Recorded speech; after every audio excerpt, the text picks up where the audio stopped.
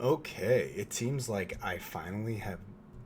It seems like I'm finally able to have everything running properly.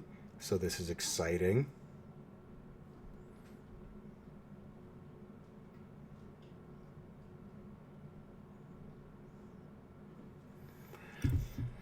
Okay, so I mean, I'm still getting used to, planning the whole stream thing. That and I work a regular 9 to 5, so it's kind of hard for me to, sit in front of the computer all day and like look for things to react to or follow up with all the current events. I do my best, but, you know, whatever. Anyway, there are a couple of videos that I want to watch. Anna Kasparian from the Young Turks went on to The Blaze to speak with Glenn Beck. I think it might be an interesting conversation. I have sort of been checked out of the online political circuit for a little while until pretty much the creation of this channel. So I've been I'll say a casual fan of the Young Turks. So we're gonna listen to the conversation, see what that's about. But first, before anything, I wanted to watch this video of Vivek Ramaswamy debating college kids. He did I guess a tour or something with Turning Point USA. That's Charlie Kirk's organization, and famously, they don't actually debate people that do this for a living. They only debate college kids because they know that these are going to probably be the people that are going to be most easily triggered and offended. They're very passionate, they're young, they're going to be easily made to look fools of. So I'm gonna pull up these videos, we'll dive into it, and then I'm thinking I'm gonna probably just play some video games or something. I don't know. I haven't really decided just yet. But on that note,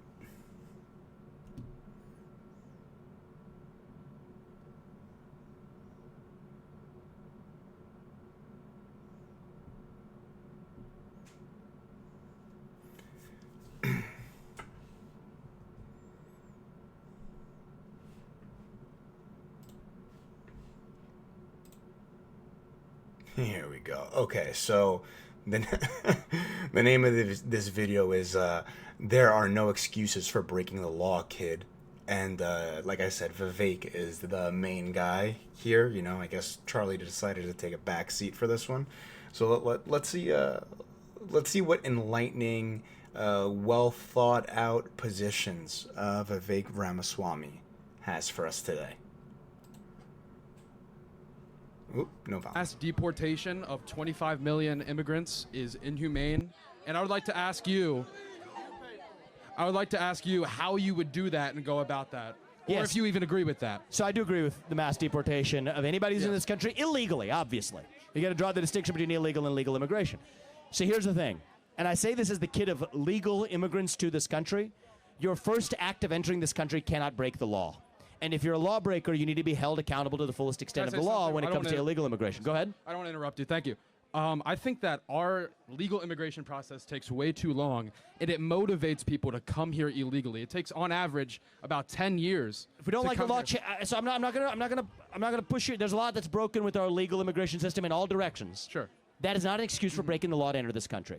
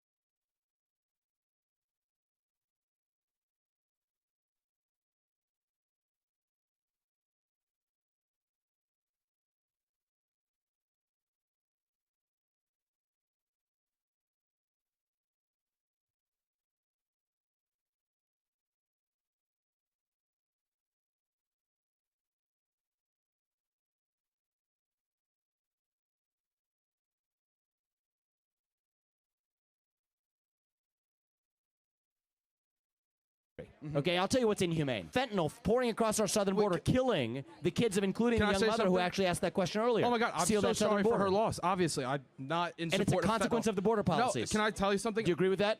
No, it's You not. don't agree it's a consequence? Because obviously, Fentanyl pouring across our southern border, killing the kids of including Can the I young say mother who something? actually asked that.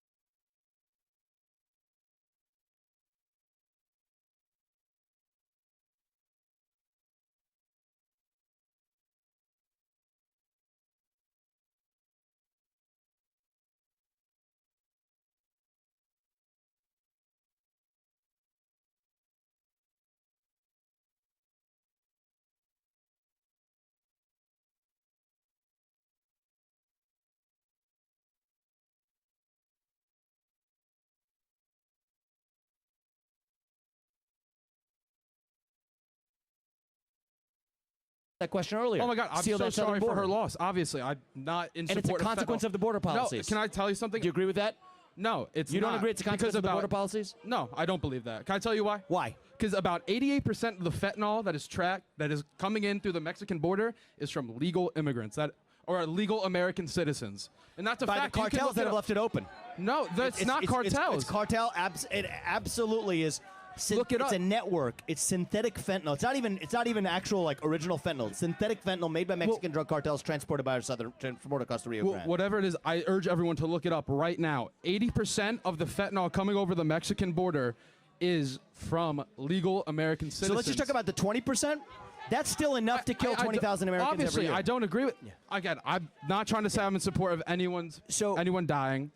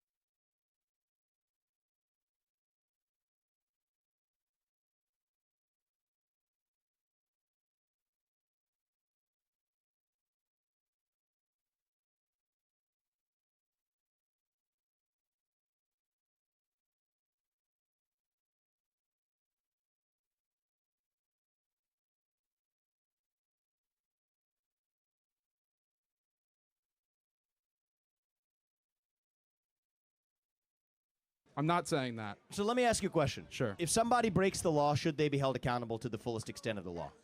Well, I think if an illegal immigrant comes over here and they break the law and kill an American citizen, they should be deported. Do you agree that there are people who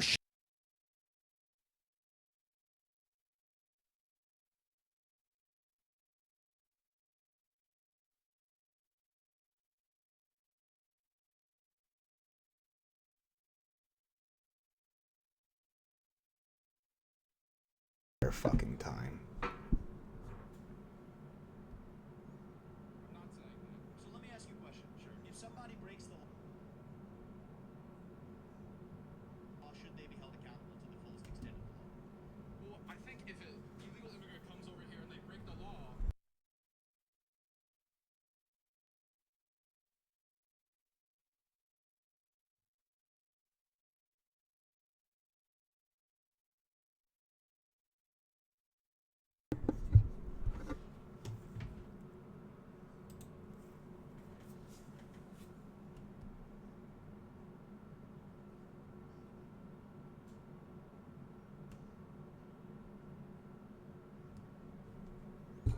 All right, check 1 2, check 1 2.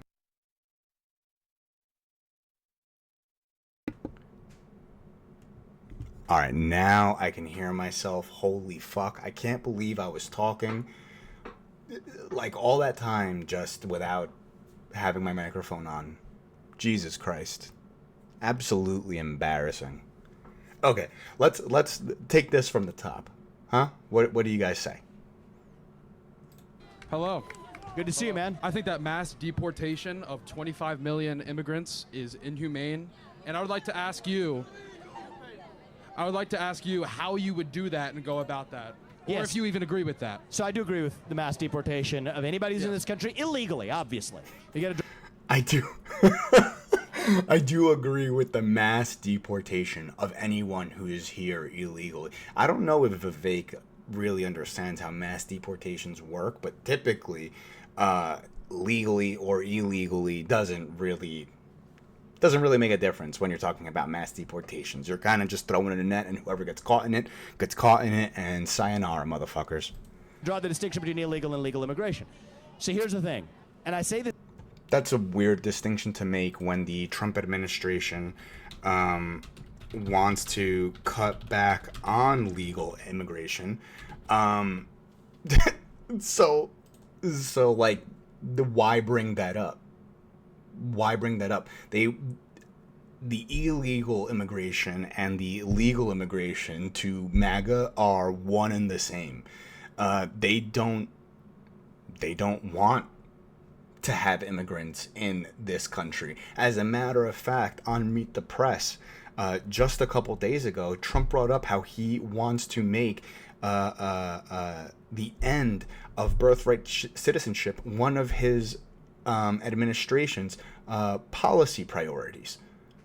You know, and the only reason a person would want to end birthright citizenship would be to more easily deport that person, you know, or a person rather. So the legal, illegal immigration, you know, I'm only for the mass deportation of illegals. Well, dude, your boss was on Meet the Press just the other day talking about how actually American citizens are also on the chopping block. So your little distinction between legal and illegal doesn't really matter. You don't really give a fuck about that. Trump doesn't really give a fuck about that. this is the kid of legal immigrants to this country. Your first Cool, act dude. of entering You're this a country traitor cannot break to the law. immigrants then. And if you're a lawbreaker, you need to be held accountable to the fullest extent of the law when it comes. Immigrants crossing the border seeking asylum, by the way, is not breaking the law. They have until they're actually here and they're like committing a crime, some type of violent crime, a property crime of some sorts. Simply just arriving at the border or entering the country itself does not qualify as breaking the law. I'm quite sure that these people need to be able to at least reach a port of entry in order to try and claim asylum, you know, or they have to be able to reach a city. But see, Republicans don't even want to give them that opportunity. They don't even want to give them that opportunity. to be able to claim asylum. As a matter of fact, it would benefit Republicans to not address that issue at all and to just leave all these asylum seekers, get backed up in the system. So that way, then they actually are just here illegally because they're so backed up they can't get a court case, they can't get a date to make their claim for a judge to determine if they're here under like worthwhile circumstances. Trump and Republicans would actually rather this, because then they could just say, brushing it all under the rug, oh yeah, all these people are here illegally, I don't got to think about it, let's just deport all of them. It's just a very, very simple, very simple answers, not complicated at all for any of these people.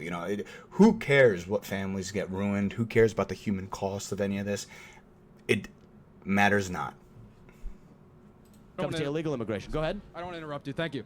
I think that our legal immigration process takes way too long, and it motivates people to come here illegally. It takes, on average, about 10 years. If we don't like the law, so I'm not gonna push you. There's a lot that's broken with our legal immigration system in all directions. Sure.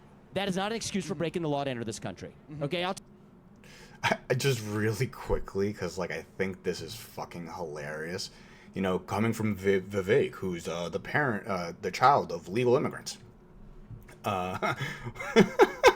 It's so funny because it's not even, you don't even have to look very far. Trump restricted legal immigration in his first term. Will it happen again?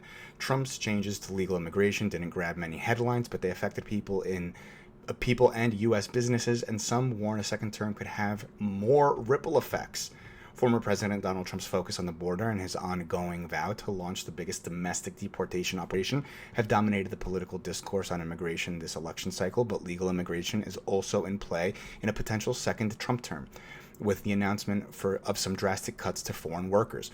Trump's record on immigration, as well as his playbook of proposals called Project 2025, spearheaded by Conservative Heritage Foundation with input from former Trump administration officials, offer a good idea of what could be in store for non-citizens who have come to the U.S.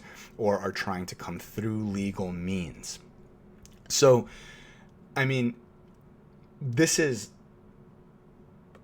par for the course, right? Republicans are going to tell you one thing, and then, the second they turn around, they're going to do the opposite or say the opposite, and vice versa. And these are not people who have any real values. These are not people who actually care about anything. These are not people who really believe in anything. The only thing that they actually believe in, the only thing they actually care about is causing harm to the other group.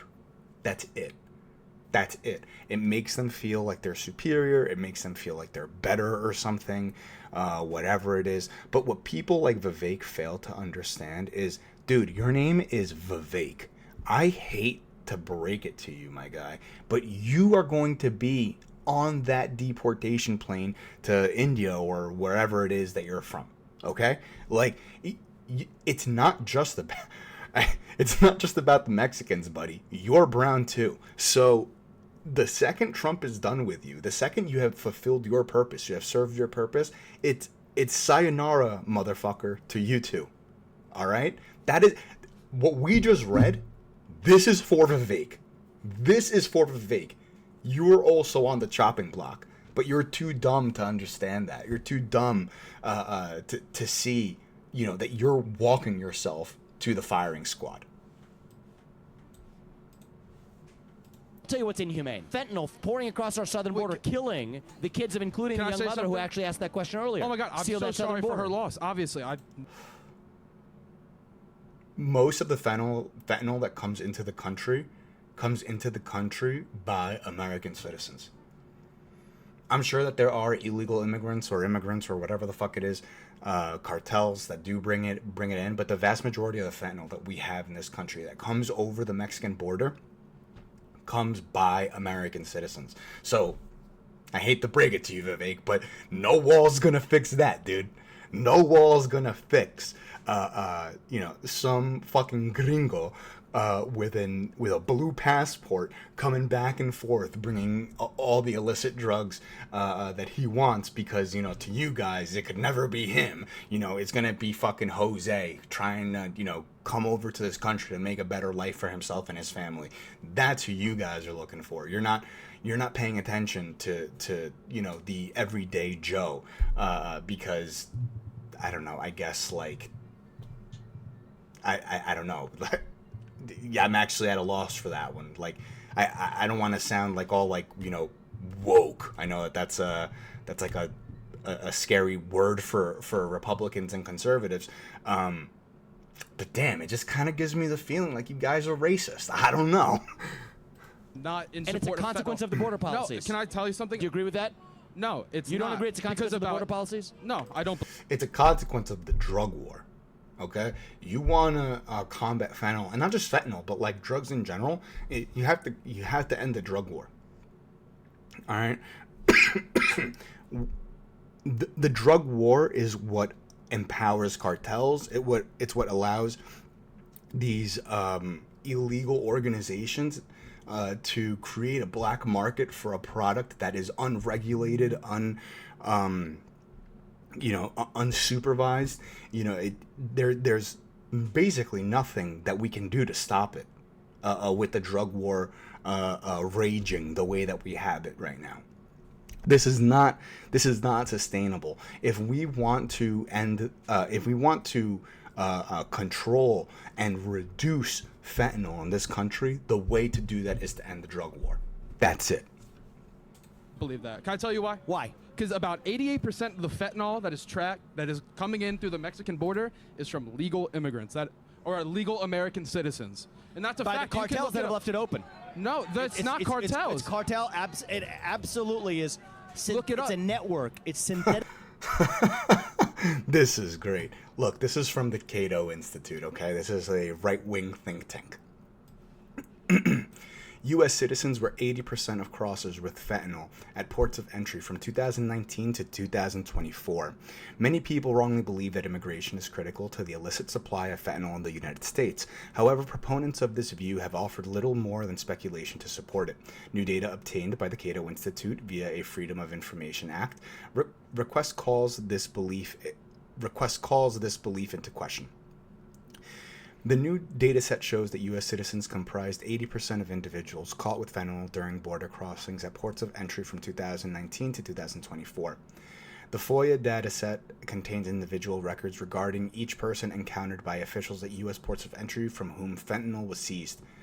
Figure 1 shows the citizenship of individuals arrested with fentanyl from fiscal year 2019 to 2024 as of June.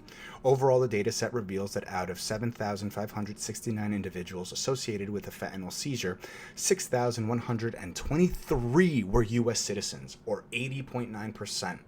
Jesus fucking Christ.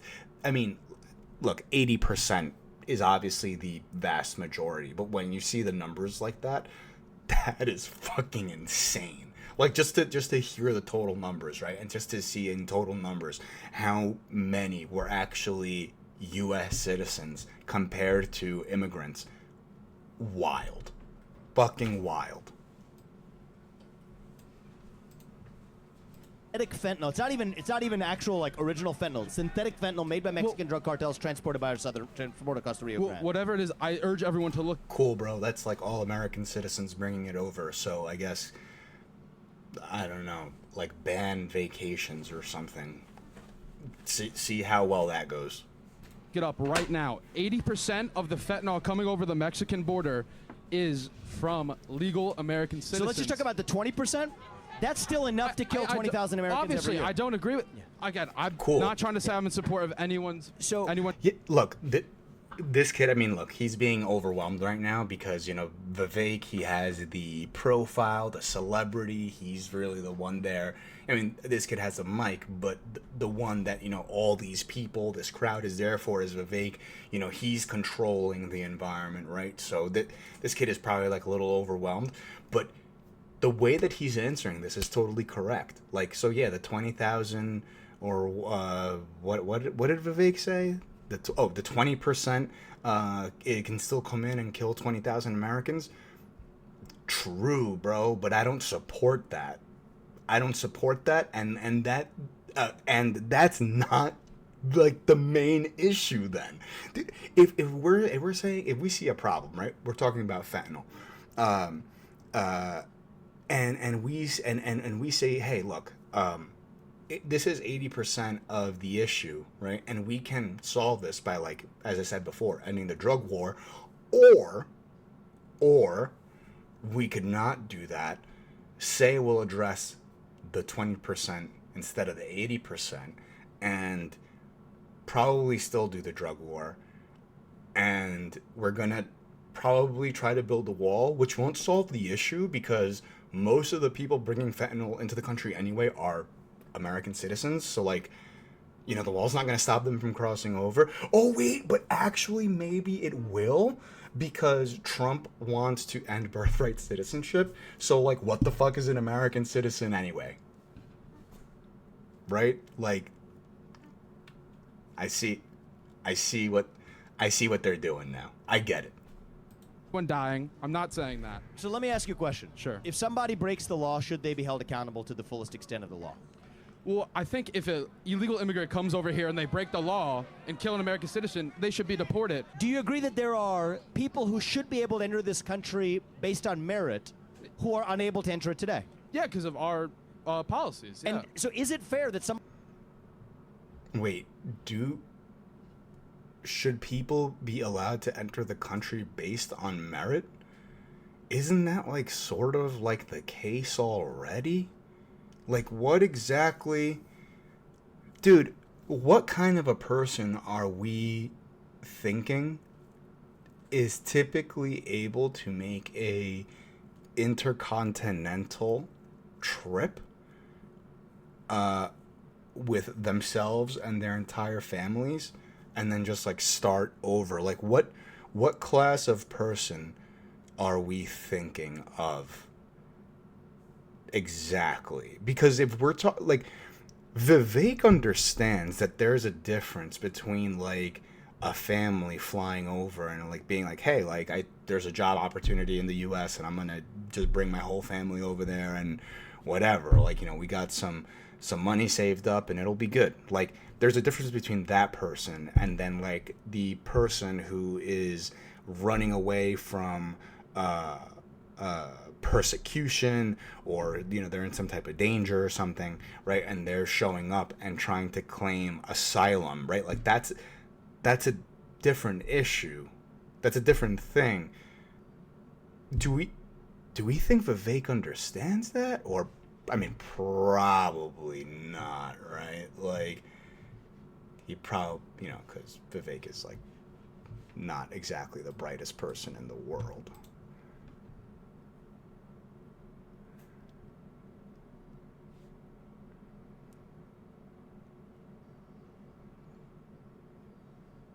Hello, human robot. I don't know why you're not popping up on my chat.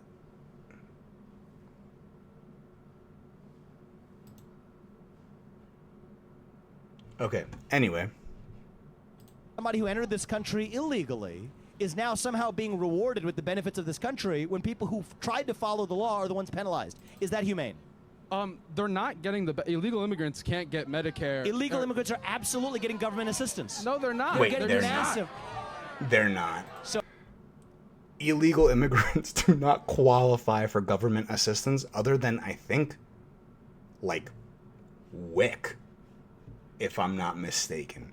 I think that's, like, the only government program that an illegal citizen can take advantage of.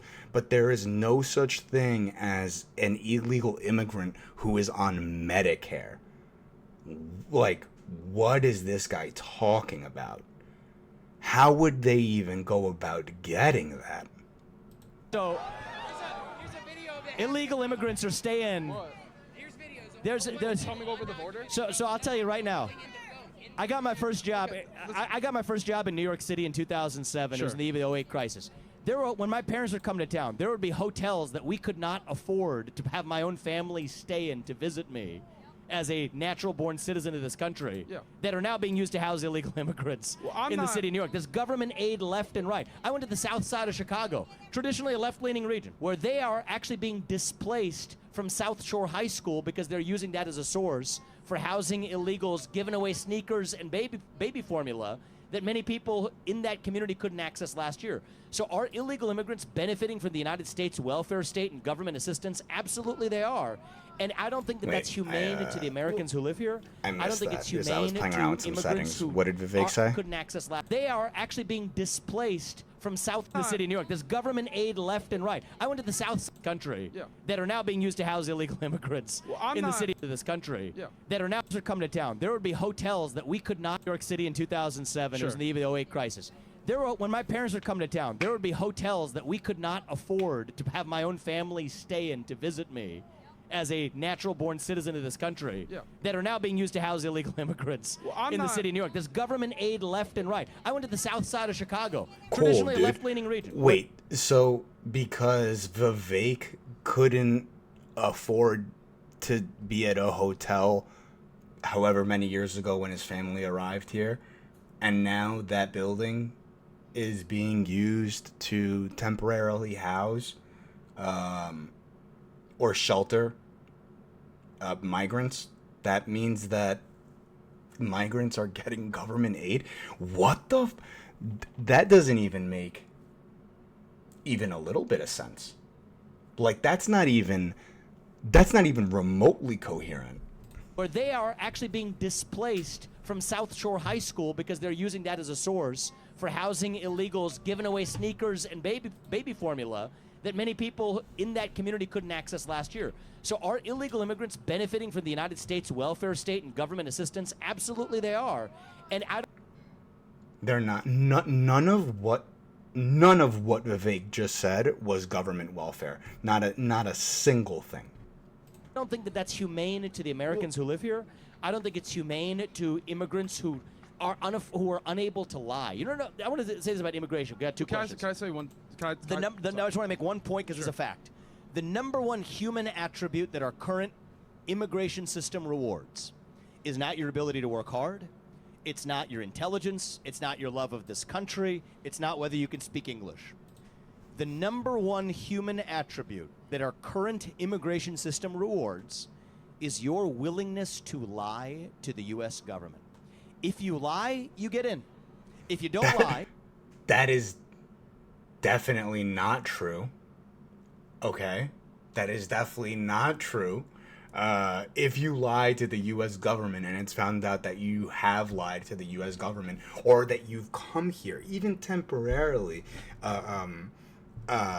and you give them any reason to suspect that you have committed some type of wrong here, that you're not being honest, the U.S. will turn you away immediately on the plane. I've seen it happen. I've seen people get off planes, get stopped, and they get sent right back because they don't pass that little interview thing, like business or pleasure, like that type of shit. So I mean, Vivek is actually like so fucking triggering. It's unbelievable. If you say that, okay, well, I can't in good conscience tell you that I'm facing persecution to check the box of asylum. If you're an honest person, you're not rewarded. If you're a dishonest person, you are rewarded. So it is no accident that people whose first act of entering this country breaks the law and they lie while doing it tend to continue to commit more crimes while they're already here, which is happening. Illegal immigrants, undocumented immigrants, actually commit less crime than native-born Americans. I'm pretty sure, like, by a pretty significant margin as well, if I remember correctly. But illegal immigrants are not committing crime at the rate that Republicans and Vivek would have you believe. Not at all. Why would they? It doesn't make any sense. They already have the fear that they are here undocumented and that they could be deported at any moment, especially under the Trump administration. And now they're going to go around committing crimes, drawing attention to themselves by law enforcement? How does that make any sense? What would be the point of coming here then? These people want to be here, and they want to protect the fact that they're here. They want to be fully contributing members to this society, but Vivek will never let them do that. He will never let them do that because Vivek is experiencing, honestly, what sadly many immigrants go through, and now he's trying to separate himself from them. He wants to separate himself from the immigrant status because he feels that if that's still attached to his identity in any way, it will make him less American, and he will never be accepted by the white people that he is so desperate for their approval. That is why Vivek is saying the shit that he's saying. That is why he's lying the way that he's lying right now. I don't think those people should even be in a place to lie, because we have sanctions on Venezuela, and a lot of Venezuelans are going through hardship and they want to come here. And that's It's not our job to take them. It's not our job to take them. But we have sanctions on them. It's a direct result of our policy towards Venezuela. Well, Venezuela's actually had effectively sanctions on the United States of America in the way they've actually treated us and deported. What the did he just say Venezuela has had sanctions on the... Even if that were the case, who the fuck cares, bro? We're the US. We literally control, like, the world economy. Like, if some shit happens to us, it's a guarantee that the whole world is pretty much going to fall apart in suit. Like, what is this guy talking about right now? Did he really just say, like, oh, well, what? You know what, let's... I don't want to misquote him. Towards Venezuela. Well, Venezuela's actually had effectively sanctions on the United States of America in the way they've actually treated us and deported their criminals to the U.S. without really. Is there any evidence? That's not what his sanction is. That's not what his sanction is. And I'm gonna need a source for the fact that they're sending the government is actually sending the criminals over here. I doubt that, but oh, look at what I found here actually. Immigrants are less likely to commit crimes than U.S.-born Americans, studies find. The murder of Lake and Riley took center stage during Thursday night's State of the Union address. Riley was a 22-year-old student who was killed last month at the University of Georgia. The suspect in her murder is a Venezuelan migrant whom officials say was illegally in the U.S. During the Republican rebuttal, Riley's murder was brought up by Alabama Senator Katie Britt. She was brutally murdered by one of the millions of illegal border crossers President Biden chose to release into our homeland. Y'all, as a mom, I can't quit thinking about this. I mean, this could have been my daughter. This could have been yours. The claim that immigration brings on a crime wave can be tracked back to the first immigrants who arrived in the U.S. Ever since the 1980s and 90s, this false narrative saw a resurgence. During the current presidential campaign, the vitriol has been intense just in the last few months. Former President Donald Trump has spoken of immigrants as criminals and mentally ill people who are poisoning the blood of our country. Florida governor and former presidential candidate Ron DeSantis said migrants suspected of carrying drugs across the border should be shot, without specifying how drug smugglers could be told apart from other migrants. However, research indicates that immigrants commit less crimes than U.S.-born people. Much of the available data focuses on incarceration rates because that's where immigration status is recorded. Some of the most extensive research comes from Stanford University. Economist Ran Abramitsky found that since the 1960s, immigrants are 60% less likely to be incarcerated than U.S.-born people. There's also state-level research that shows similar results. Researchers at the Cato Institute, that's the right-wing think tank that I had sourced earlier in this video, a libertarian think tank, looked into Texas in 2019. They found that undocumented immigrants were 37.1 less likely to be convicted of a crime. Damn,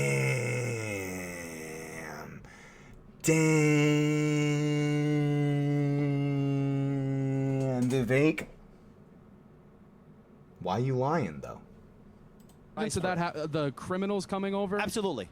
But Venezuelan criminals come to the United States over the last 4 years. Tens of thousands. Yeah. Can I tell you a fact? An illegal immigrant is 60% less likely to commit a crime than a natural-born citizen, and that's a fact. If you look it up, it's by definition. I can look it up right now. I can look it up. It's by definition untrue because the first act of entering this country was a crime. It broke the law right out. No, it's not. No, it's not. No, it's not. No, it's not, dude. Just walking into the country in and of itself is not a crime. You're allowed to walk in and try to ask for asylum. That is a legal process that is available to, I mean, really, they're refugees, but like, that is a legal process that is available to immigrants. What the fuck, dude? Like, I feel like I'm losing my mind right now. In the first place. So 100% of illegal immigrants committed a crime. I don't think those people should even be in a place to commit a crime because of our inhumane immigration policies. So what would be your alternative for how you deal with somebody who enters the country illegally, breaks the law while they're here? We need, obviously, what should you actually do? I would just like to say, I'm not advocating for an open border. No, I'm not. So what do you want to do for somebody who entered this country illegally, is breaking the law while they're here? What should they do? I think if you're working, which a lot of them are, we've 8 million illegal immigrants in the job force right now, and they are hard-working people. They are True. Well, that's why I think we should make the. They actually, so I don't know if you guys were able to hear that in the background, but someone yelled like, "Oh, well, they don't pay taxes." Actually, illegal immigrants pay quite a bit in taxes. I hate to burst your bubble, buddy. I know that it's a lot easier to just believe that these people are here and like stealing your jobs but don't work and only live on welfare. It's like a very coherent and cogent. Oh, you need me to open the jar? There you go. Yeah, of course. Completely forgot what I was saying. Oh, yeah, that's right. Something about how this guy's fucking retarded. That's basically... the taxes thing. Yeah, here. How much do illegal immigrants pay in taxes? It's really sad that you can just kind of like look this shit up like really easily. And for some reason, Republicans just don't do it. I'm not entirely sure why. It's really, really, really confusing. Okay, oh my God, look at that. Oh God, Republicans just posting their L's just out there for everyone to see. Jesus Christ, this is embarrassing. Undocumented immigrants paid $96.7 billion in federal, state, and local taxes in 2022. Most of that amount, $59.4 billion, was paid to the federal government, while the remaining $37.3 billion was paid to state and local governments. Undocumented immigrants paid federal, state, and local taxes of $8,889 per person in 2022. In other words, for every 1 million undocumented immigrants who reside in the country, public services receive $8.9 billion in additional tax revenue that, by the way, they cannot take advantage of because they're here undocumented. So once again, that whole bullshit about how there are illegal immigrants that are in Medicare is just a made-up fairy tale. It's a boogeyman created by Republicans to make you feel like the brown person who came here looking for a better life is somehow making your life worse, even though it's not. More than a third of the tax dollars paid by undocumented immigrants go toward payroll taxes dedicated to funding programs that these workers are barred from accessing. Wow, I literally just said that. Undocumented immigrants paid $25.7 billion in Social Security taxes, $6.4 billion in Medicare taxes, and $1.8 billion in unemployment insurance taxes in 2022. So there you have it, folks. I mean, like, look, you know what I should do? I should do a stream where we just learn about immigration and the economy, because I feel like that is a big reason why, that's like a big talking point for Republicans. That's a big, like one of their like fear points. And, that it's like, oh, here comes fucking Guillermo out to take your job. But he's also gonna just live on welfare and do nothing with his life. So vote for me so I can build a wall with lasers and sharks. Like, that's that's basically like what Republican policy sounds like. But anyway, I think that we should actually go over this and learn about it in detail, so we can start to dispel a lot of these just incorrect ideas that people have about immigration. Them legal. If they're working, it will drive up wages for everyone. If we Here's make why them- I'm opposed to making them legal. You then have rewarded the incentives for the kind of thing that we don't want to see more of in this country. So here's my view. Well, people if you who are want to working- follow the rules and do it the right way, we respect you. Sure. If not, we will return you to your country of origin. But they're trying to do it the right way already. They're literally they're looking for asylum. Like, come on, dude. And again, it doesn't even fucking matter because the Trump administration wants to cut down on legal immigration alongside illegal immigration. So, like, what's good, bro? Like, where are we starting from? Origin, not because you're all bad people, but because you broke the law. And the United States of America is founded on the rule of law. That's where I land on it. And I think it's going to save our country for the long run. That's where I believe. I just think we should invite. I think that Vivek. Are you music? I think that Vivek Ramaswamy is an idiot, and he didn't really say anything worthwhile or noteworthy that entire time, honestly. And it's really just disappointing. You know, this is supposed to be someone who the right, heralded as some sort of like big brain person, someone who, would be able to match, the elite left-wing liberal academics. And to be quite honest, I'm underwhelmed. MAGA ain't sending their best. That's for sure.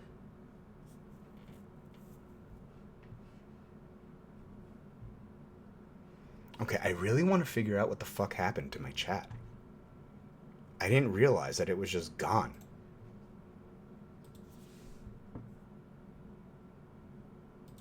Remind me later of this shit.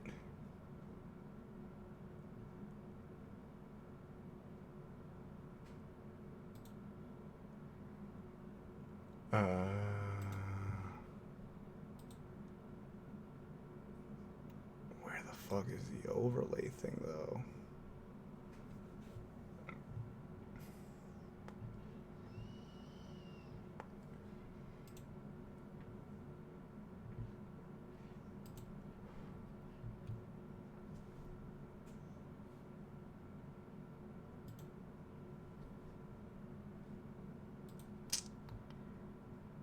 This is annoying the fuck out of me.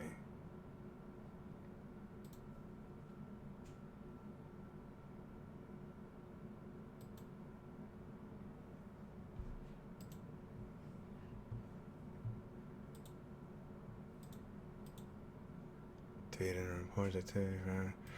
Streaming tool overlays. This is exactly what I was looking for.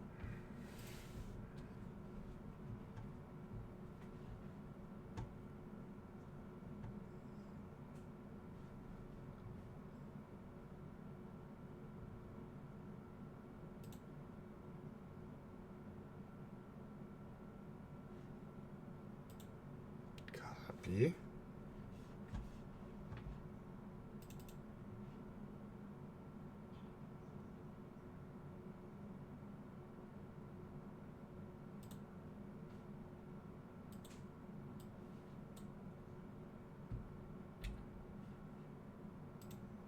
Okay.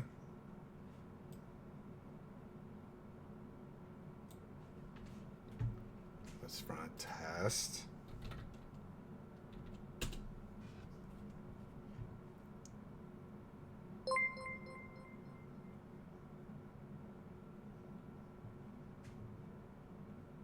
Hello, you're here to watch and debate? Oh, okay, cool. Oh, look, there we go. Chat finally popped up. That was really weird. Well, what's up, Turning Worlds? What do you want to debate about?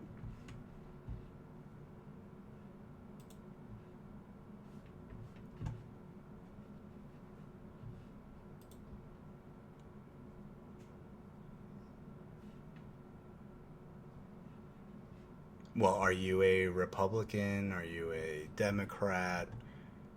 What kind of, tell me a little bit about your political predilections. I don't even know if we disagree on anything.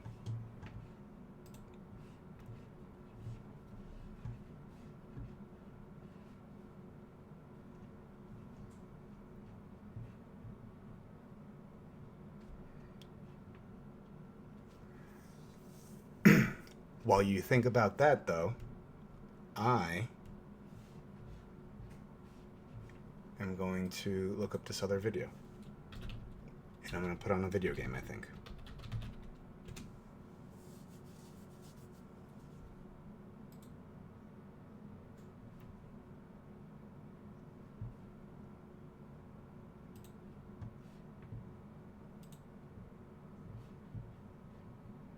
You would classify yourself as an anarchist? Okay, so you're left-leaning. I am, well, I mean, I would imagine you're a leftist. I would also consider myself to be on the left. I don't know if I'm an anarchist.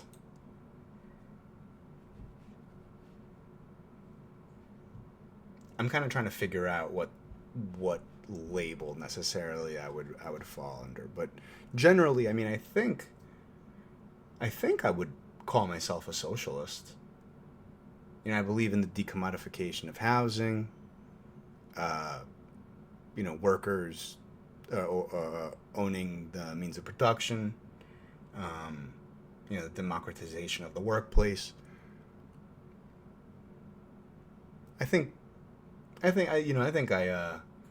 I would call myself a socialist for those reasons, for sure.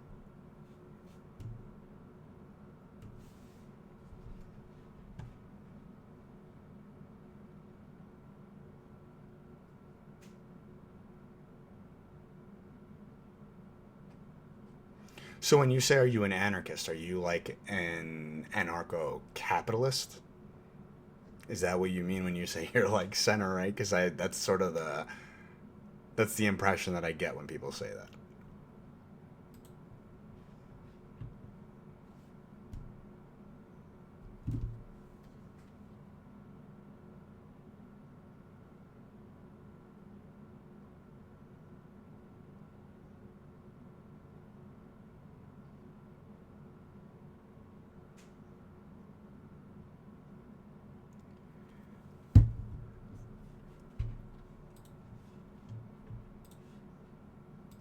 Everything is changing. We are living at such an exciting time. Everything is changing, and strange times create strange bedfellows. More and more, I find myself sitting down and having actual conversations with people who even just 5 years ago would have never thought to talk to me or me talk to them in a million years. But things have changed in a good way, and people on the right, people on the left, and the people somewhere in between. Who did you vote for in this election? Turning worlds. Nowhere at all are starting to agree, hey, we have problems and we have to stop this political division before it destroys us completely. Christmas is coming up, and you'll probably be getting together here soon with a family member who voted differently than you. Can you bring that back together? That old friend that you had? You know, can they believe that you're not a fascist or a communist? How do we maintain the vision of e pluribus unum? How can we come back together? I think we can. To test my theory, I am joined today by a prominent political commentator from the left side of the aisle. Welcome, host and producer of the globally popular online news show, The Young Turks, Anna Kasparian. I can't wait to talk to Anna, and I hope you listen to this entire conversation, because I think this is really important. And we're going to talk about through a generous match your game. For people who might not know who you are, how would you describe who you were? Because you've had some transition on some things. Who you were, how you would self-identify yourself over the last 10 years. Well, I would say that I was firmly identifying myself as a Democrat. I think that if you look at my policy prescriptions, for the most part, I'm still pretty much left wing. There are some social issues Hold that. on. Definition of left wing to you. Is that Yeah. Democrat or left wing? What does that mean? Well, left wing in regard to, I would say like one of my grounding political values is that workers should have better pay, better working conditions, a seat at the table. Unionized labor, I think, is incredibly important, which, it's something that's been decimated in recent decades in this country. But that's like my number one interest in politics. And that's not really something that has really been favored by the Republican Party, traditionally speaking. And historically, You didn't vote this election. Okay. You're gonna have to give me a policy then to talk about more. unionized labor was something that the Democratic Party looked out for. And I don't really see that as the case anymore when it comes to the mainstream Democrats. They're certainly more corporate now. Yeah. They're certainly captured by their corporate donors. I think that the way that this last election went down really does show you the kind of political strategist rot that exists, the corruption that exists, and there's real tension now between the voters who want very specific policy prescriptions in order to deal with the rising inequalities that we have in this country when it comes to wealth and income. Sure. And then you have the Democratic Party, which is heavily funded by corporate interests and moneyed interests. And what those donors want severely conflicts with what the base of Democratic voters want. And so this has been a growing issue with the Democratic Party. And what I see as, their campaign call is more and more culture war stuff. And it gets more. Okay, wait. I am very confused about everything that Anna is talking about right now because, I've let her go on for like quite a bit now without trying to interrupt her, so that she can kind of like explain herself. But it sort of feels like she's doing the Jimmy Dore thing right now, and she's saying that that Democrats are corporate and they've abandoned unions and stuff, and that actually is not totally untrue. I definitely do think that the Democrats have gotten very corporate, but damn, like, who are they juxtaposed against? The Republicans, and look at Biden. Biden was probably one of the most pro-worker presidents in my lifetime. His NLRB was historically a pro-worker for the modern era, at least. This is a person. Wasn't Biden the first president like ever to cross the picket line, or like to join a picket line? I mean, like, that is pretty massive pro-worker support right there, like coming straight from the top. So I mean, I don't know. I'm not entirely sure of the point that Anna is making right now. More and more extreme every election cycle. And I think that they're pushing more and more people away by sticking to the corporate politics. Also, when we talk about like the culture war stuff, and that Democrats have been super focused on the culture war, what are we talking about exactly? Because the last that I checked, the Biden administration, they did quite a few good things, and none of it was really woke, I would say. I mean, like, he passed the infrastructure bill, that was great. There was the child tax credit. I mean, I guess if you consider getting kids out of poverty woke, then sure. I'm not really entirely sure of the point she's trying to make right now.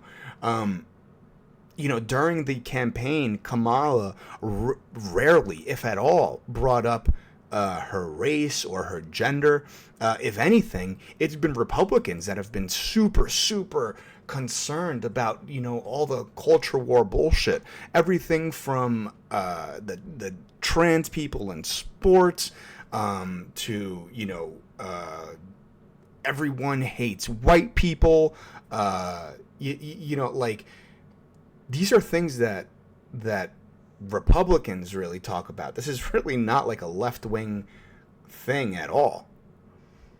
I think Anna is confused personally. The reason why Dems, though, did not win this election was due to Kamala's stance on Israel v. Palestine. I do know that, at least personally, from what I've read, personally, I do know a lot of people, rather, that were very disappointed with the Democratic position as far as what's going on in Israel and Palestine. But from what I've read, the thing that really took Kamala out was that it seems to be that around the world there was sort of this rejection of incumbent leaders, or heads of state, and they just, that, and I'm pretty sure, if I remember correctly, I think inflation was just a big part of that. The political climate was just not. Democrats were working from a steep disadvantage in retrospect when you look at the political climate, of the time. Politics, while also getting more and more maximalist when it comes to some of the culture war type issues. So, I'm still not sure what as she I means look, by because that, it is really. so hard, what you do, what I do, there's so many words that come out of us every single day, and then out of context or not worded, exactly right. The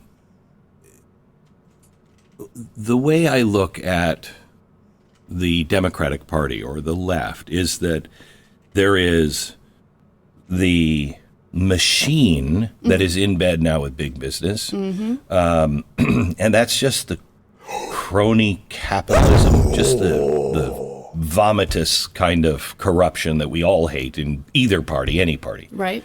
Then there's the average Democrat. They say that, Glenn Beck is saying we hate that corporate shit in both parties. But look at Trump's cabinet. Look at the people who he's surrounding himself with. Dude, look at, we don't even have to, we can go by what Trump has already done. Look, we had Rex Tillerman, who, if I remember correctly, was the head of ExxonMobil. That was a person who he had in his cabinet.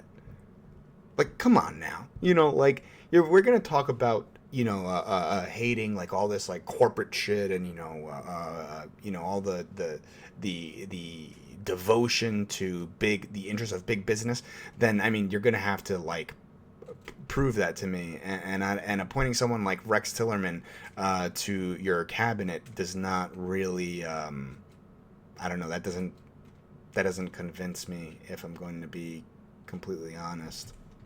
Democrat who might disagree on taxes or whatever, but they believe in the Constitution and they believe in the Bill of Rights and everything else. And I think that has been that is the majority of people. Absolutely. And then there's this crazy left-wing Marxist, destroy it all kind of group. And that, I don't even know. I am a maybe fan of Bernie Sanders. 8%, 10% is that. And it's the middle people who have been... I'm not going to say that Bernie Sanders is God or something. I know that some people really revere him. And I think that he's a treasure for sure. But I do like him, I'm just not a zealot. Why am I a fan of Bernie Sanders? I like the stuff that he advocates for. I supported Medicare for All I, believe in having a strong social safety net, to help protect people from, the really common failings of our capitalist system. So, and I don't think any of the policies that he had, were silver bullets. I don't think that they were going to, solve every issue, perfectly or anything. But I think that they would have really helped in going a long way to at least begin to address some of the issues that really plagued American society, especially as it pertains to healthcare. We saw recently that that healthcare CEO from United Healthcare was assassinated, and the shooter in his manifesto, one of the main themes, I would say, was that he was very frustrated with the healthcare system,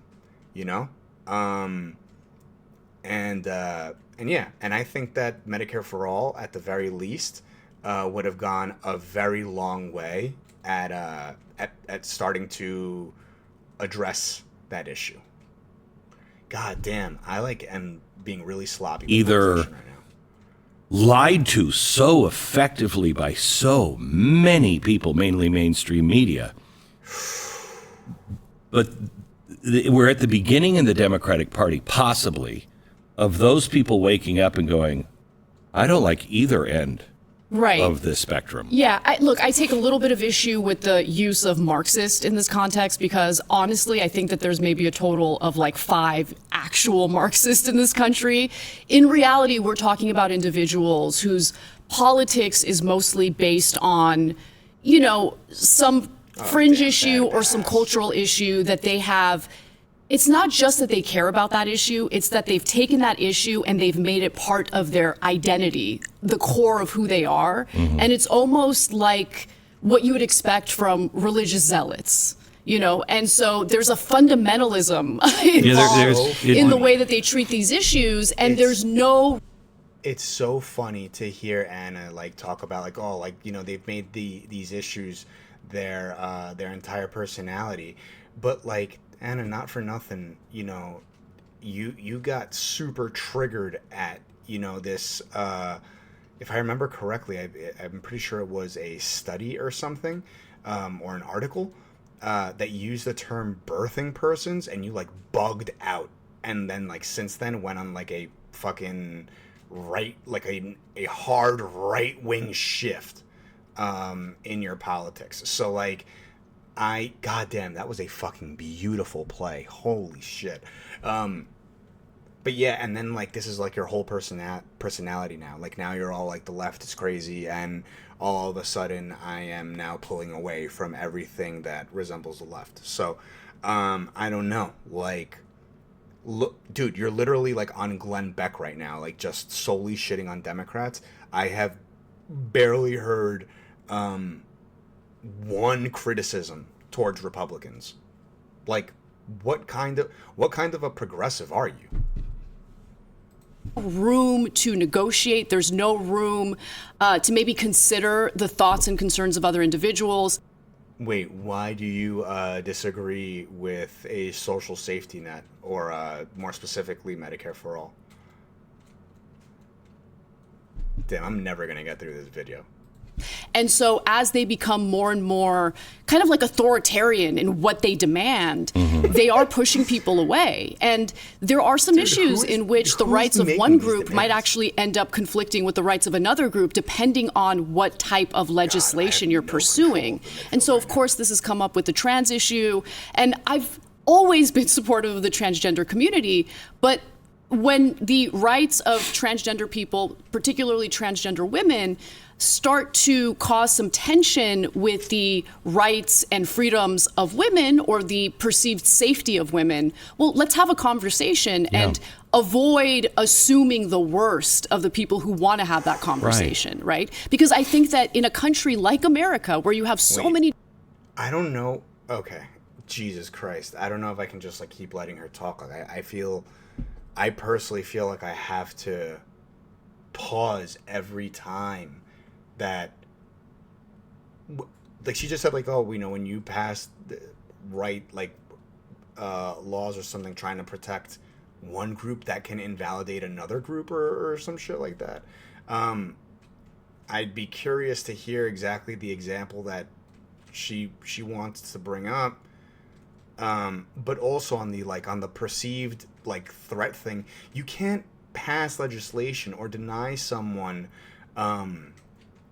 their rights because you perceive that, you know, they may for some reason be a danger to you or something. Like, you can't deny black people rights because like you happen to be afraid of them, man. I'm sorry. Like, you know, and that goes for trans people too. Yo, I am fucking dog walking them right now. Holy shit. 3-0. What is good, bro? What is good? Different people with so many different backgrounds, beliefs, people of faith. The only way this works is if we respect each other and actually engage in these conversations in good faith. And I felt that the left was able to do that back in the day. And I don't know what happened, but we've moved further and further away from being able to have those conversations in good faith without assuming malice toward individuals who have a slight difference of opinion. So, Jesus Christ, I fucking hate that. It's the worst thing in the world. I don't know why they exist. Ads fucking suck. Bullshit. Fuck. I mean, well, let me just ask you first. You believe in the Bill of Rights? Of course, yes. All of them? I love this country. Yeah, I love this country. I love the idea of this country. Right, I'm not questioning. I just want to know, do you believe in the Bill of Rights as Yes. written? Mm-hmm. Okay. That used to be our unum. We could Right. all come together. Don't the Bill of Rights as written allow for, like, slavery, like, so long as you commit a crime? I don't know. I mean, look, I'm not a constitutional lawyer. I don't know the ins and outs of the fucking Bill of Rights, okay? I'm just saying that I'm sure that, you know, this document that was written a couple hundred years ago may have some cringe things about it, you know? So I'm not just going to blanketly state that I love the Bill of Rights. Like, that's just a weird fucking question. Like, come on. I reject state-mandated programs as coercive and dependent on taxation and government control. Instead, I support mutual aid networks and localized solutions where communities support through voluntary donations, charity, and cooperation. I also oppose government-run healthcare like Medicare for All, viewing it as an infringement on individual freedom. God damn, that was a lot. I'm not gonna lie. Okay, so I mean, I'm fine with mutual aid networks and charity and donations and local cooperation. I think that that's all well and good, but that is by no means a sustainable way to run a society. Unfortunately, I mean, look, we have charities, voluntary donations, you know, local cooperations. We have groups that form, institutions and organizations that form specifically to tackle many of the social ills that we have in society today, like homelessness, for example. I think that's a really big one, and it still exists, right? Private ownership, or rather private intervention, I guess, if you want to view it that way, just hasn't really produced the results, I would say, as far as, you know, fixing these issues. And although I do think that they can help, I think that at the same time, you know, ideally, what I want is to fix the problem, not put a Band-Aid on it. And I think that programs like Medicare for All, you know, well, I mentioned homelessness, but, you know, I think equally, you know, when we talk about healthcare, I think, you know, programs like Medicare for All, you know, go a long way in actually solving that problem and making sure that we don't have, we don't have to deal with those issues in the future. But also, to your point of viewing it as an infringement on individual freedom, one of the main as long as I'm not taking away your rights, you're not taking away my rights. I have a right to disagree with you. We can have conversations about anything. Come on, and man. walk away and go, see you tomorrow, Bill. You know what I mean? That's what's happened to us. There's been this erosion of education of how important the Bill of Rights is. We're looking now at a population, especially younger population, Dog walking. that thinks that there's limits on speech. Right. There's not limit. There are some limits, right? What But are they? The typical example is you can't yell fire in a crowded movie theater. Not true. That was actually written by the Supreme Court to prove against that. Really? Yeah, it was not. But you can't incite violence. Yes, you that's can't true. engage in defamation. You can't say things that. Okay, so Glenn Beck just completely backed off on that point. I guess he agrees that there are limits on free speech because goddamn, he really just abandoned that point, huh? Oh shit. Directly incite violence or panic. Right. And it's very clear when, we're going to go kill him and we're going to kill him now. Ooh, that's the end of was a freedom nice of play. speech. Right. But That was a nice play. I without can't even freedom get of on that. speech, where we can't say, I'm sorry, I respect this person, I love this person, they can live their life, but if I'm taking them to the hospital, I am telling the doctor that's a man, not a woman. Now, they can call themselves whatever. I could even be totally cool with it, but we have to be able to have a civil. In what world is Glenn Beck going to the doctor with someone where he has to tell them what that person's sex is? Like, that's actually a genuine question. I'm not even trying to be like snarky or anything. I really don't know. Because I kind of have it like, I have this image in my mind right now of Glenn Beck just like running to the hospital with his wife. This is like not even a fair match. But where he's like, busting in through the emergency room doors, and he's just like, I need help. My wife needs help. By the way, she has a vagina. Just so everyone knows. She has a vagina. Like, it's just weird. Non-hateful conversation about truth.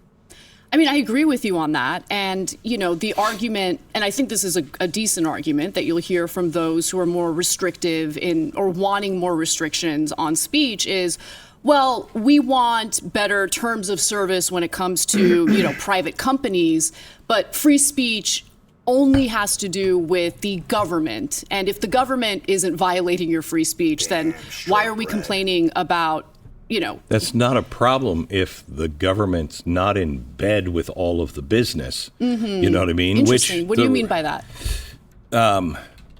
Republicans used to be the big business people. Right. Okay? Yeah. And I think they still are to a large extent. I think remember we talked about those, the three with Republicans.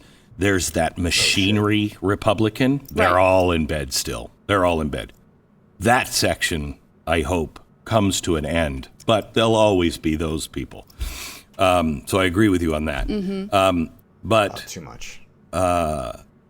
it was when you're in bed, especially now, I don't know how you define fascism, but fascism, the technical definition of fascism, is a public-private partnership with the government and private industry. Communism doesn't let you have private ownership. Fascism says, no, you can have private industry, but you're going to do it our way. And we'll let you have the company. And if you don't want to do it our way, we'll destroy you, take it away from you or whatever. That's we've been headed that way for 100+ years. Both sides have been doing it. Right now, the public-private partnership where the government says, we can't do this, but you can. That's fascism. That's wildly dangerous. And both sides have a propensity to do that because they both like power and both like control and money. But because of social media and Google and everything else, we are in a situation to where who's controlling whom? Which one is more afraid of the other, the government or Google? Who's afraid of who? You know what I mean? Who has more power? Well, I would say right now it feels as though the corporations have more power. I agree with you. Especially considering the fact that, corporate interests fund politicians on both sides of the political aisle.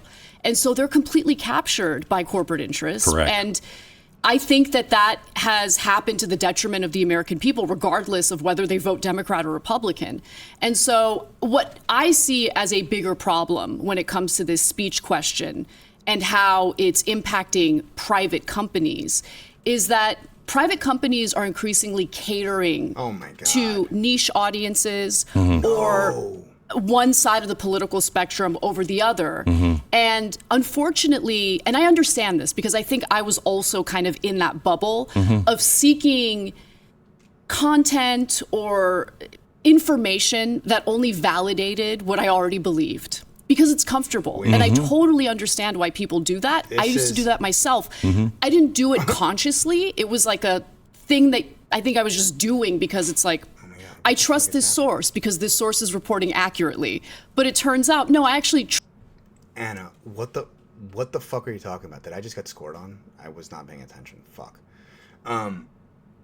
What the fuck is Anna talking about right now?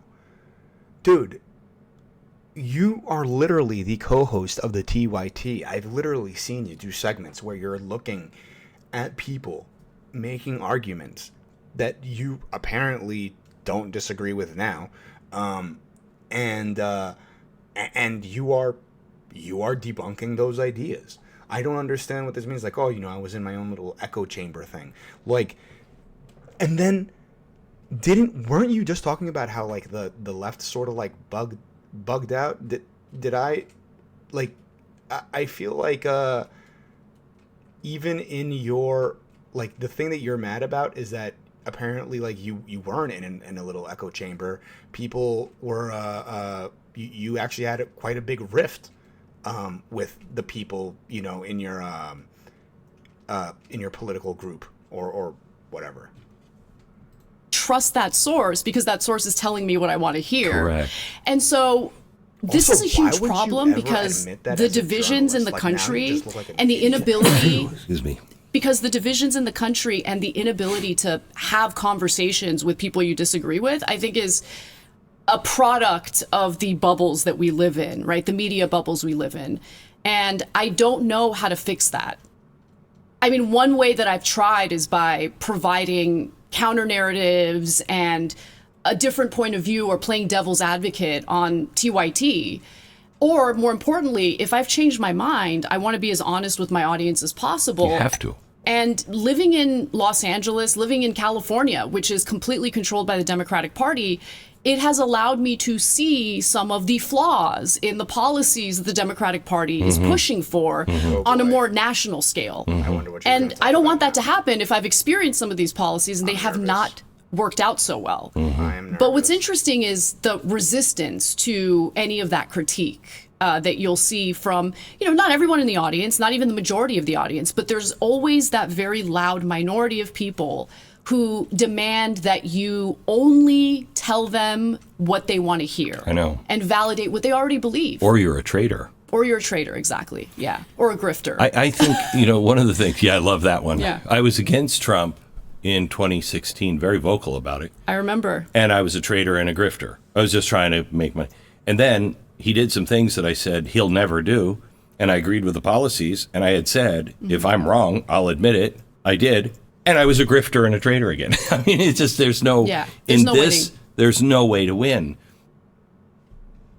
The average person sees around 10,000 on Poo poo pee pa pa pee pee poo poo pa pa pee pee pee pee pee pee pee pee pee poo pa pa pa pa pa pa pa pa pa pa. More with Anna here in just a second. First, we're all getting older, and I don't know about you, but I have felt the aches and pains that come along with the kind of aging thing. I even used to suffer from horrible pain in my hands. I went to every expert possible, every expert.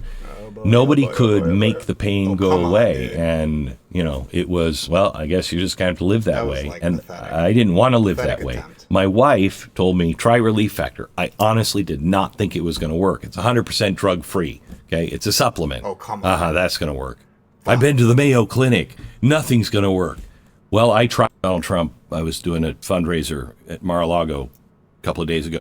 There's been a hope that factor.com. Do you have hope that podcasters and their there's been a sea change? We're at the very beginning of it, but you know, it's strange. I was just talking to Donald Trump. I was doing a fundraiser at Mar-a-Lago a couple of days ago, and I said, I think like we're like the cool kids now. I've never been at the cool kids table. This is wild. I look. Jesus I'm gonna Christ, I really pause dropped the ball the second on time. saying the cool kids. No. Why is Anna having like a fangirl moment right now? Like, this is ridiculous. And also, like, for Glenn Beck to say that, didn't conservatives like run fucking talk radio for like ever? Isn't that still the case? And didn't Donald Trump win the presidency now twice? What do you, I don't know. Republicans love to do this thing where they pretend like no one, like they have no platform, and like, you know, they're just like talking to themselves or something, or, you know, like they're this like persecuted class of people or whatever, and then it ends up being like, oh no, actually, you know, like the richest man on the planet is part of the Republican administration. He literally bought one of literally bought Twitter just to make it a Republican propaganda machine. But yeah, dude, you're right. Like, you're not the cool kids, dude. You know, it's you're just like the fucking nerds or some shit. I don't know. I will say this. But we've never been even near the cool kids. We're at the we're in the hallway of the cool kids table. You know what I mean? I know that, but we've never. I mean, and he said, YMCA. How is YMCA suddenly cool? It's not just about that. You know, Trump is, and the audience hates when I say this, but it's just demonstrably true. He's funny. He's an entertainer. I mean, he was an entertainer before. You know, he was a politician, that's for sure. That's what also causes trouble for him. It does. It certainly does. Yeah. But, you know, I think the reason why you're feeling how you're feeling about the perception of the Republican Party now versus, you know, the Bush era. Hang on just a second. I don't want to say Republican Party because that's not cool. That'll never be cool. There's this new coalition of Trump, Tulsi Gabbard, RFK, Elon Musk, people that are coming from all different points of view. It's the way America that I grew up in. It's the way America was. We disagree on a lot, but we have one central vision, and that is, in this case, end this corruption, end this nonsense. Yes. Right? Crazy to talk about, you know, ending corruption, and here Anna is just like nodding along and shit. When you have like Tulsi Gabbard, who literally would bend over backwards and break her back if it meant offering Assad any amount of cover, of which I imagine right now he needs a lot of, you know, given that he was just overthrown in Syria. So that's cool. And then again, like Elon Musk, dude, this is a guy who was appointed, who had a government department pretty much created just for him to determine how government funding should be spent, and where government money should be allocated, what programs should be cut, so on and so forth. And this is a person, Elon Musk, is someone who his companies are dependent on government contracts. So now this is a person who's managing government funds, getting to decide where government money goes, and he has companies that are reliant on government contracts. So don't talk to me about corruption. This is one of the most corrupt administrations that we'll probably ever see ever. Yeah, no, that's a great way of putting it. And, the CEO and my co-host, Cenk Uygur of the Young Turks, he is really trying to bring like a populist coalition of people together, and individuals, basically Americans who see the rot in our political system thanks to the corruption. And so it's been his top issue ever since I've met him. And so he's been trying to get money out of politics. So these politicians actually represent what the people want, as opposed to what a small group of corporate executives want. And I think that's really the key in fixing what's broken in our political system. The other thing is, look, members of Congress Donald really... Trump is literally like a billionaire businessman. Like, what are we going on about right now? What has happened to Anna? Like, this is pathetic. Should see themselves as public servants as opposed to individuals who are elected into office just to enrich themselves. All of them should be. So Oh my God, we there's have still to 40 minutes ban left. I'm definitely not their gonna get ability through all to this. trade individual stocks. This is madness that they're able to do this. Ban the trading of stocks. Do not allow them to go into any business that they had any regulation or anything Exactly. for at least 10 years. I totally agree. This Yeah. revolving door is obscene. Carpet was when I had that epiphany. I can tell you. Party has been championing that I don't agree with it. So there's no personal, there was no personal event or anything that happened in your life to where you went, I was sexually assaulted by a homeless guy. oh, Right? okay. Yeah, I was I'm sexually sorry. assaulted by a homeless guy in Los Angeles Okay. in my neighborhood as I was walking my dog.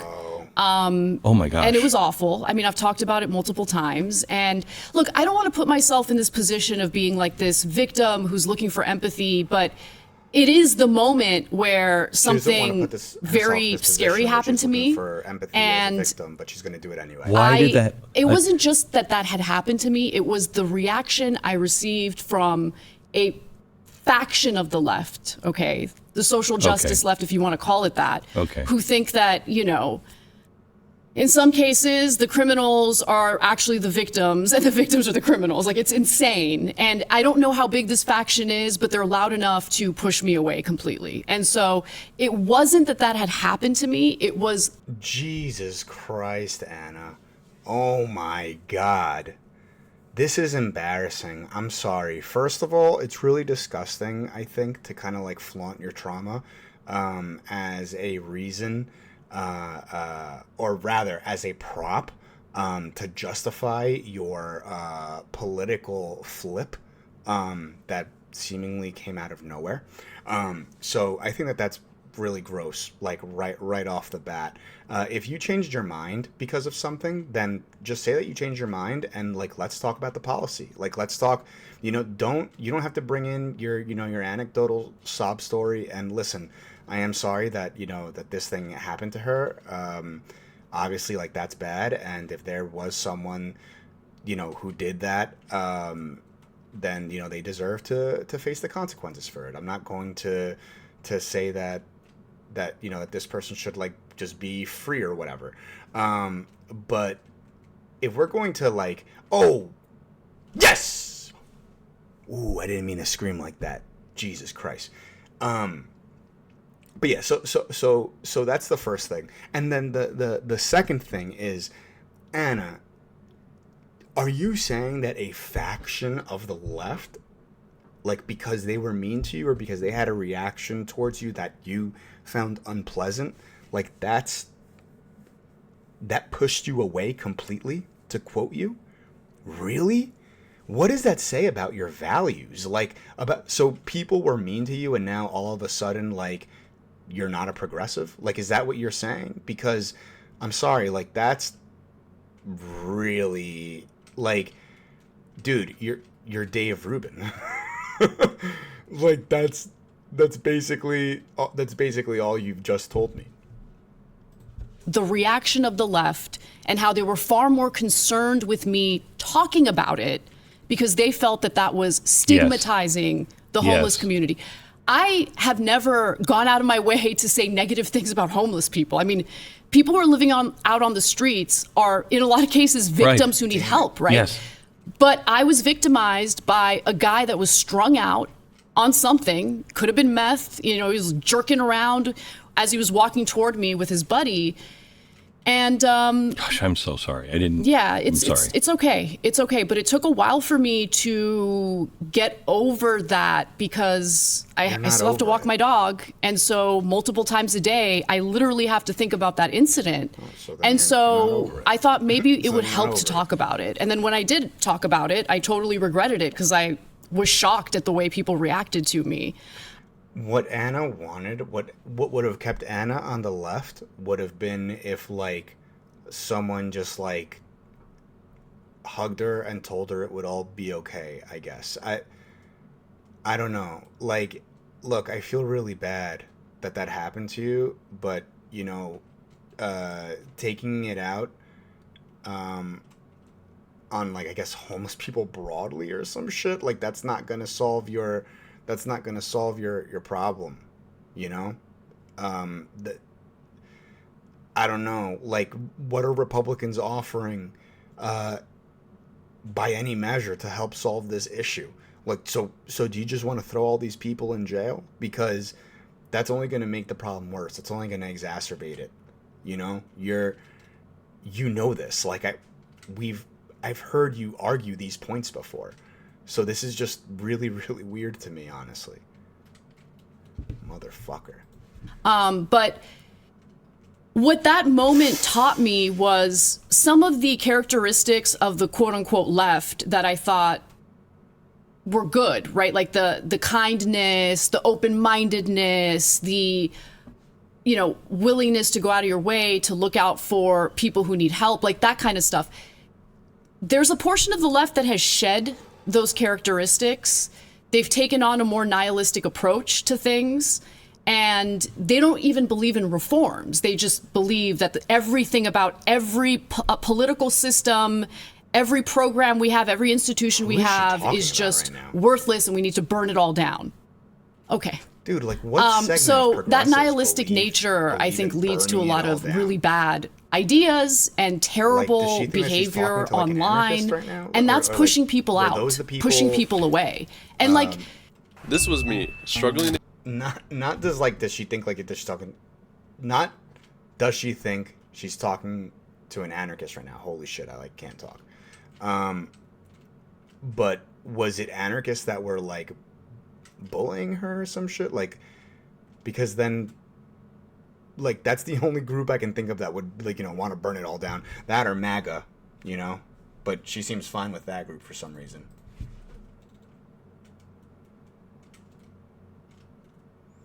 Jesus. Playing FIFA and watching this video is very difficult. Very, very difficult. There we go.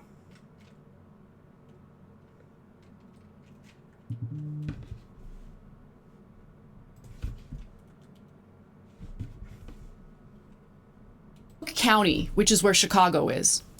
I paid very close attention to Cook County and what the election results were going to be in Cook County, because you have an influx of migrants going to Chicago, right?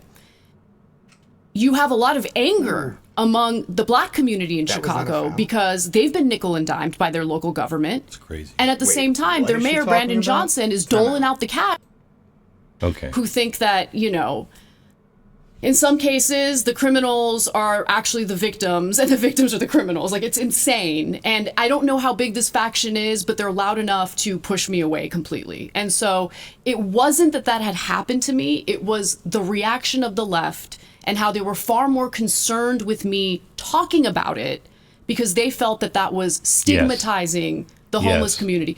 I have never gone out of my way to say negative things about homeless people. I mean, people who are living I love how out on she the streets clarifies are, in a lot of that cases, she's never gone out of her way to say anything negative about homeless people, but that sort of implies that, like, she has said some pretty negative things about homeless people then, right? Like, that's the other that would be the other half of that, right? victims who need help, right? Yes. But I was victimized by a guy that was strung out on something, could have been meth, he was jerking around as he was walking toward me with his buddy. And Gosh, I'm so sorry. I didn't. yeah, I'm sorry. it's okay. It's okay, but it took a while for me to get over that because I still have to walk my dog, and so multiple times a day I literally have to think about that incident. And so I thought maybe it would help to talk about it. And then when I did talk about it, I totally regretted it because I was shocked at the way people reacted to me.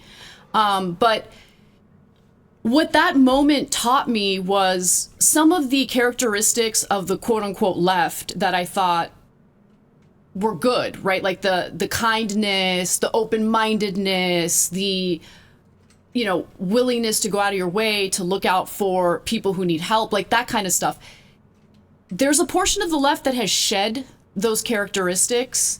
They've taken on a more nihilistic approach to things, and they don't even believe in reforms. They just believe that everything about every political system, every program we have, every institution we have is just worthless and we need to burn it all down. Okay. So that nihilistic nature, I think, leads to a lot of really bad ideas and terrible It sort of feels like that's what behavior Anna's going through right online. now.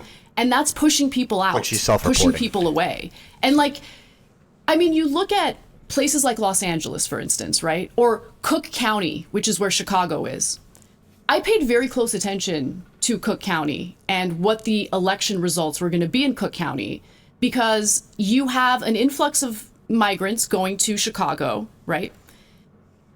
You have a lot of anger among the black community in Chicago because they've been nickel and dimed by their local government. It's crazy. And at the same time, their mayor, Brandon Johnson, is doling out the cash for migrants and justifying it. And so they're I felt angry. that. And so I'm watching all of this happen, and I'm just like, Democrats need to wake up. Because more and more... What is happening in Chicago? I'm actually really curious about that. The mayor is wait, what? What about migrants and Chicago?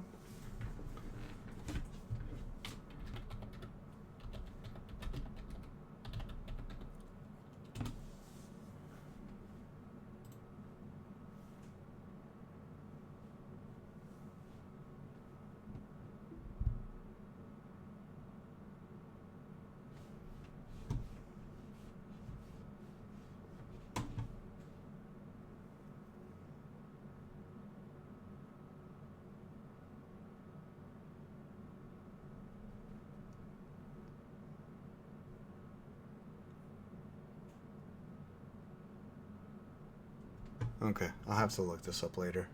More voters feel like they're being abandoned by the Democratic Party, economically speaking. And everyone got mad at me. Everyone's like, oh, you're anti-immigrant. I'm not anti-immigrant. I'm not anti-immigrant. Immigrants built this country. Yes, my parents are immigrants. Yes. Okay, I am not anti-immigrant. But I do have a problem with the Biden administration neglecting the border, pretending like there wasn't a migrant crisis at all. The Biden administration did not neglect the border, though. Now, I personally disagree with a lot of the Democrats'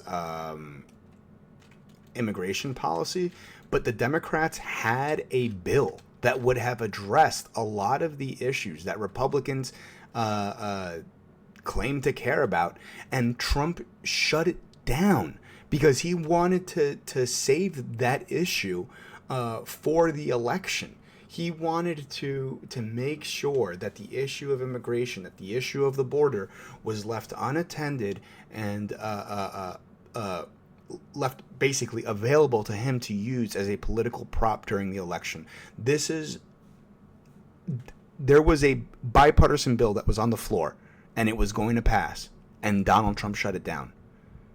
So this Democrats were pretending that there wasn't a problem at the border. You know, they didn't try to do anything about it. That's all a lie. Like, she's actually being a disgusting human being right now, literally just buying into every single right-wing talking point and making a fool of herself. And honestly, the progressive movement in general. All allowing these municipalities to be inundated with migrants without any federal resources to deal with the problem.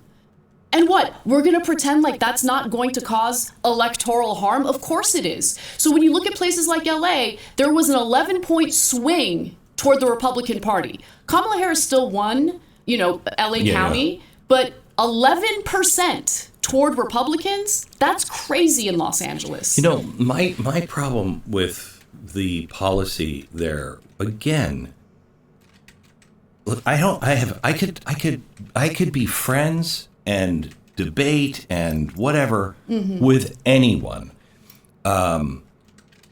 if it's honest. Thomas Jefferson said, "Question with boldness even the very existence of God, for if there be a God, he must surely rather honest questioning over blindfolded fear." Honest questioning means if I ask you a question and you present me with an answer and I'm like, I'm open to changing. You know what I mean? We don't have honest questioning. We now have got you questioning. We have cancel you questioning. And beyond that, we have this system that props up lies and a government that is willing to engage in lies. If you wanted to bring people in and open the borders the way you did, and then move people with our tax dollars on airplanes to cities where you're changing everything in that city, can we have that conversation first? And part of the problem was they were saying it's not happening. Well, yes, it is. And you're doing it behind our back in the middle of the night. Well, it's interesting because, and look, I can definitely be honest about my own flaws and my own mistakes because I bought the mainstream media narrative that there wasn't a migrant crisis. Really? And yeah, I did believe it. I believe because, look, I was an idiot because, you are an idiot, Anna, but there isn't a migrant crisis, at least not in the way that Anna and Republicans are trying to make it seem. There is an issue going on with immigration right now, but the issue is, as it pertains, it's about asylum, not migration. And the reason that this is because the system is completely and totally backlogged. It is fucked up right now, and the way to fix that would be to fund the system properly, make sure that there are enough judges where they need to be so that they can efficiently process all the cases that are just piling up on their desks. And by the way, the Democrat bill in regards to immigration that would have solved this issue specifically would have put a cap on the amount of immigrants that would have been allowed to enter the country on a day, on any given day, and Republicans rejected that. Right now, there is no cap, so the fact that there was now a limit that was set, you would have thought that Republicans would have been in favor of that. But they don't actually care about that. Like I said, Donald Trump wanted to save that issue for the election because he wanted to leverage it as a prop. Who do you trust in today's media landscape? I know. Right? There's a lot of liars out there. Yeah, and when it comes to mainstream media, the fact of the matter is they do play defense more and more for the Democratic Party. And that's an issue because there was a time when that didn't happen. And so I still believed in their good faith reporting, even though it turns out, a lot of these reports would omit really important details about what's really going on. And so it wasn't until Texas Governor Greg Abbott started busing or sending migrants to blue cities where that woke me up. That woke a lot of people up. And suddenly America realizes, there is a migrant crisis. Why did that wake you up? Dude, Anna, honestly, this is disgusting. I actually don't know how much longer of this I can listen to. Greg Abbott, like that's who she's praising right now, like the way that he's handled immigration. This is someone who we want to model our immigration policy after. This is someone who broke the law, by the way. Immigration is specifically a power that is granted to be enforced to the president, and he installed these like floating razor blades, saw blades in the Rio Grande. There are reports of these contraptions literally lacerating people, slicing open their legs in the Rio, making it so that they get severely injured and they're unable to swim, causing people to drown. There is a story that because of Abbott's contraptions that he was laying in the Rio Grande to make it harder for people to cross it to get into the country, there was a report that there was a woman who was pregnant who ended up losing her baby in the as she was crossing the river because she got caught in one of the traps and couldn't make it out in time. The stress of the situation and everything caused her to miscarry. This is coming from the party, by the way, that is pro-life. That believes in the sanctity of the unborn life. In protecting children, in protecting families. This is the party that is enacting that stuff. And Anna right now is here saying that his trafficking of people across state lines is what brought her to see the light. Are you kidding me right now? This is appalling. Honestly, like I don't know how. Money must be really bad at TYT. Money must be really bad at TYT right now, because for her to sell out like this is it. It's honestly, I'm stunned. I am actually stunned. Well, because all of a sudden you're seeing migrants sleeping on the floor in the police department in Chicago because they don't have shelter for these people, right? You're seeing, these. I love watching streams of city council meetings because I don't know if Anna remembers what it was like when Trump had the immigrants in the concentration camps and detention centers, but there were literally people, if she thinks that it's bad in Chicago, then she should reread some of the reports that came out of the conditions in some of these detention centers where they were just hoarding scores of immigrants.